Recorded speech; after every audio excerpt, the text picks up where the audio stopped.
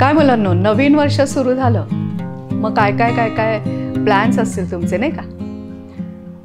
इतरांचे काहीही प्लॅन असो, तुमच्या बाबतीत काय आहे? आता मार्चमध्ये, फेब्रुवारीमध्ये परीक्षा असणार आहेत आणि त्यामुळे अभ्यास करणं हाच तुमचा प्लॅन असेल, बरोबर ना? अगदी घरातले सुद्धा तुमचे शिक्षक पण तुम्हाला हेच सांगत असतील की आता मात्र बाबा वर्षभर काय तुझं असेल ते असेल, आता मात्र तुला अगदी पूर्ण एकाग्र होऊन अभ्यास केला पाहिजे, असं सांगत असतील ना सगळे. हो, पण काय होतं माहिती आहे का? बघा, तुम्हाला पटतंय का बघा. एकतर ना इतके दिवस वर्षभर अभ्यास करून आपल्याला तोच अभ्यास करायचा खूप कंटाळा येतो. आणि आपलं मन कसं असतं माहिती आहे, जर सांगितलं ना नाही आता अभ्यास एवढा पूर्ण करायचाच आहे, की ते तुम्हाला नको ते विषय आठवून देतात, काय काय करतात आणि एकदा अभ्यासाला बसलेत की तो टाळायचा कसा, तिथून कधी एकदा उठतोय असं आपल्याला होऊन जातं, हो की नाही? ते मनाचा स्वभावच आहे. पण मग अशा वेळेला तुम्हाला मदत करण्यासाठी म्हणून आम्ही एक मेडिटेशन आणलेलं आहे. काय नाही, मेडिटेशन म्हणजे टेन्शन घेण्याची गरज नाही. तुम्हाला काय अगदी बसून ते करायला पाहिजे, डोळेच मिटले पाहिजेत, काही नाही.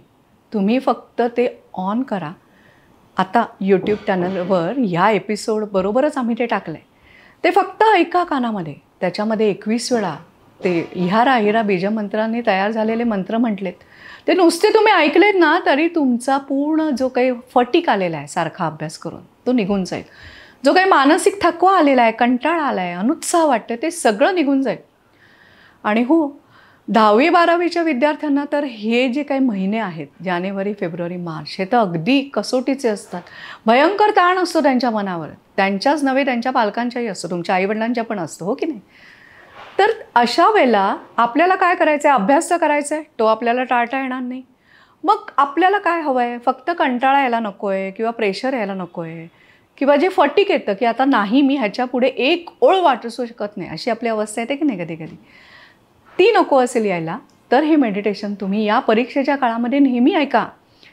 काही नाही, रोजचा अभ्यास आनंदाने करता येण्याकरता लागणारी मानसिकता येण्याकरता आहे. म्हणजे काय, तर तुम्ही हे रोज ऐकलत ना की तुमचा तो मानसिक कंटाळा, त्याच्यानंतर जो काही फटीक येतो, तो अनुत्साह किंवा कशाला हा अभ्यास करायचा किंवा अभ्यास करायची टाळाटाळ करावीशी वाटली, मन एकाग्र झालं नाही, तरीसुद्धा हे मेडिटेशन ऐका.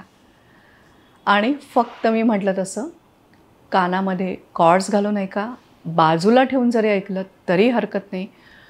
तुमचं मन रिलॅक्स झाल्याशिवाय राहणार नाही. आणि पुन्हा तुम्ही हे मेडिटेशन ऐकल्यानंतर उत्साहाने, त्याच जिद्दीने तुम्ही अभ्यासाला बसाल. हे मी खात्रीलायक सांगते.